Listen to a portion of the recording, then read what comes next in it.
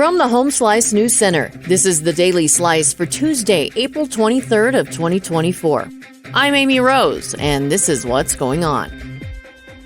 Deadwood police say the pedestrian struck while attempting to cross an intersection on April 17th has died from his injuries. The pedestrian was identified as 68-year-old William Whitley of Concord, North Carolina. Whitley was struck attempting to cross Pioneer Way by a car driven by a lead woman.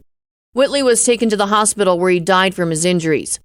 The woman was initially cited for failure to yield the right-of-way to a pedestrian in a crosswalk. All information will be reviewed by the Lawrence County State's Attorney's Office. Some frustrated taxpayers attended a public forum this past weekend to tell state officials they're taking the wrong approach to taxation. Here's Gary Matthews with the details. Several of the roughly 100 attendees said lawmakers and the governor should raise the sales tax rate instead of reducing it and use the money to replace some of the local government revenue currently supplied by property taxes. Though the 2-hour event was civil, many audience members vented their displeasure with property taxes. Stats from the Department of Revenue show the property tax burden has fallen increasingly on homeowners and commercial property owners in recent years.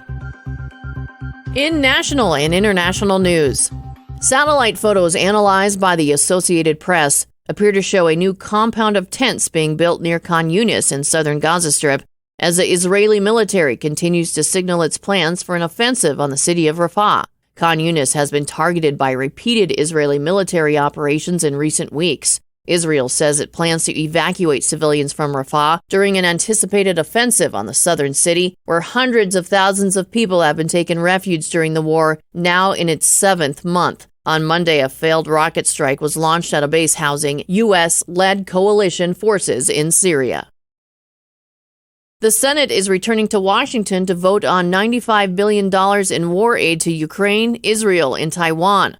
Lawmakers on Tuesday are taking the final steps in Congress to send the legislation to President Joe Biden's desk after months of delays and contentious internal debate over how involved the United States should be abroad. The $61 billion for Ukraine comes as the war-torn country desperately needs new firepower and as Russian President Vladimir Putin has stepped up his attacks. Soldiers have struggled to hold the front lines as Russia has seized the momentum on the battlefield and forced Ukraine to cede significant territory.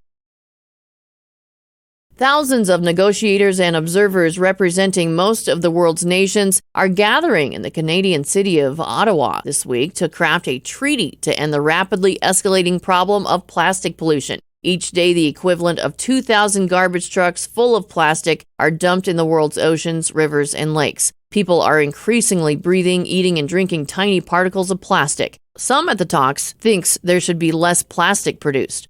Oil and gas companies are some countries rich in these resources who disagree. Most plastic is made from fossil fuels.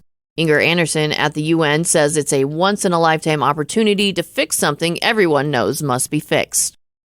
Your weather forecast from the Home Slice Weather Center today: sunny but breezy, highs up into the 60s. Your overnight low, 41.